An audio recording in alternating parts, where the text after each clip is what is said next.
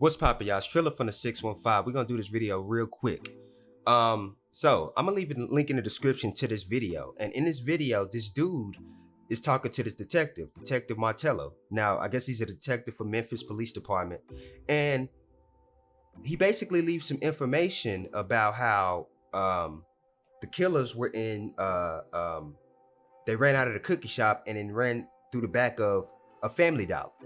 So I'm going to leave this in the description for you guys to read, but we're going to play a little of the audio. So we're just going to move on over here.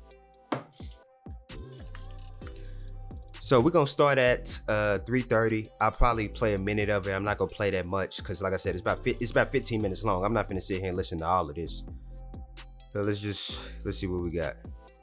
Any of the specifics, but she never told me that they came running out of the back of the cookie store and ran inside. What she told me was that she was sitting in the car. Her friend was inside. She said she couldn't see what happened because there was a car parked between where she was sitting and where the incident occurred. All she did was hear some shooting. She went inside the store and saw two guys inside the store, and she recognized that both of them had weapons. And then they left. And then she said that there was a guy who was on TV that said that he works at that, or actually I think she said that he owned the cookie store and that he was there when it happened. I'm sorry, that he wasn't there when it happened, but she said that he was, and that right after it happened, she saw him move his car. Okay? Yes, sir. So that's pretty much all the information that we have with her. But those two people that was inside the store, I'm just going to tell you, there's, I don't want to get into a lot of specifics, but they're probably not involved at all. Have y'all identified those two people? I want y'all to watch this part right here. That camera might die, so I'm gonna keep looking at this one. This dude right here is when he starts. This is when you don't get information at all. This dude gotta understand that this is a case about a homicide. They're not gonna leak all information that they have. This dude get to asking all type of. I'm gonna just let y'all listen to it. So that was in Family Dollar. Did y'all pull the film for Family Dollar? Did y'all identify?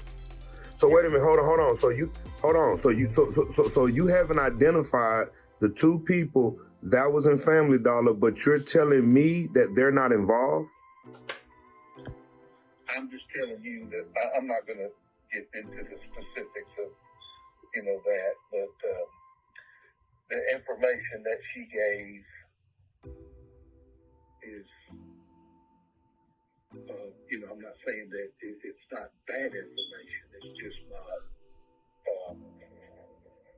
not the information that is directly involved in this thing.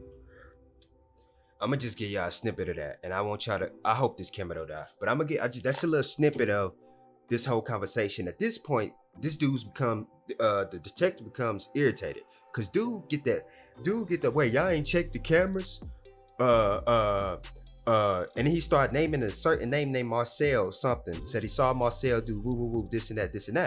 The dude says, man, I can't go that far into it. I can't go that far into the whole case. It's an investigation. The investigators handle that. I'm a detective. The investigators, they deal with that part. Then the dude get to saying, man, just let me talk to investigator. Woo woo woo. I'm like, all right, now you're doing too much. If you really was trying to, this right here is a Facebook. This is a Facebook detective going on trying to call these folks to get some more information so he could take his ass to YouTube, or as you can see, he upload this to YouTube, or take his ass to Facebook and post this conversation so he could get some clout and some likes. That's what really this about. Now, this kind of did help out to see where they were at. Now, the Family Dollar that they're talking about is literally like, I think a couple of suites over, or it's right there by the Makita cookies. It's somewhere in that area, but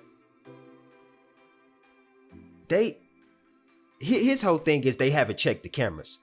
He's like, man, why you ain't? So you mean to tell me my woman told you, or the lady told you, woo woo woo, these folks was in there with guns and they ran out the back and got in the SUV.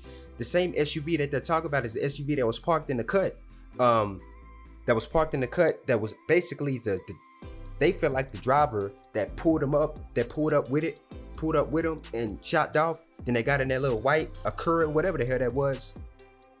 Y'all ain't checked the cameras after all that information? He said no, but he highly doubt that these folks got something to do with it. But what you guys think about this phone conversation? The link will be in the description. It's Trilla from the 615.